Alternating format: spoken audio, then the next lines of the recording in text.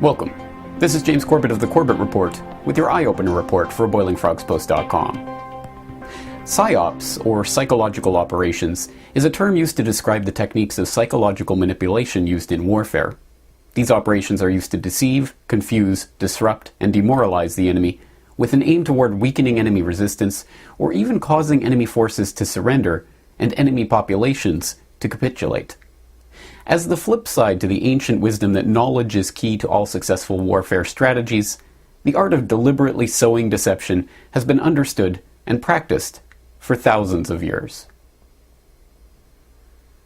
Over 2,000 years ago, the use of deception and psychological manipulation as a tool of combat was detailed in Chinese military strategist Sun Tzu's The Art of War.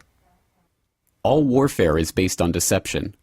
Therefore, when capable of attacking, feign incapacity. When active in moving troops, feign inactivity. More than a theory, though, psychological warfare has been used since the dawn of recorded history.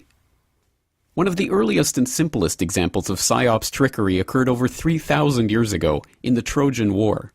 In a bid to end the war, the Greeks pretended to sail away, leaving a giant wooden horse as an offering to the goddess Athena. The Trojans, believing themselves to have finally won the battle, took the horse into Troy as a victory trophy. As the legend goes, the horse in fact contained a team of Greek soldiers who slipped out of the horse in the night, opening the city gates for their compatriots who had sailed back under cover of night. The Greeks took the city that night and ended a 10-year siege with one simple act of Psyops trickery.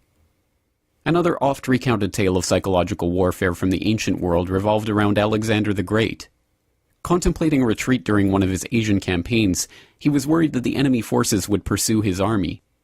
He is said to have had an oversized suit of armor casted and left behind when his forces withdrew, so that when the enemy found it they would believe him and his men to be giants, dissuading them from pursuit. Genghis Khan's marauding Mongolian hordes were likewise helped by coordinated Psyops campaigns. In advance of those campaigns, he would send emissaries to targeted settlements to spread word of the fearsome Mongolian army and to demand surrender. When facing an enemy, Genghis Khan would order his troops to light 3 torches at night to give the impression of greater numbers, and attach instruments to horses' tails so the dust clouds in their wake would make a small force appear much larger. But in the modern age, just as the 20th century gave rise to new techniques of warfare, so too did it see the birth of new methods of psyops, deception, and propaganda. The dawn of the age of air travel began the age of the aerial bombardment.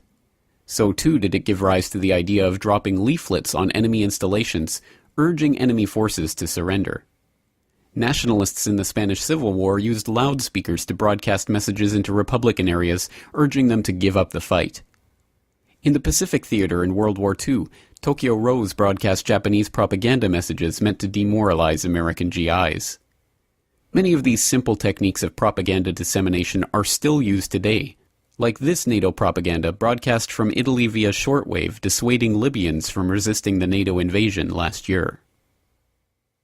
NATO warships are here to assist in supporting a United Nations Security Council resolution to enforce a maritime embargo in order to protect Libyan civilians. Do not target NATO vessels.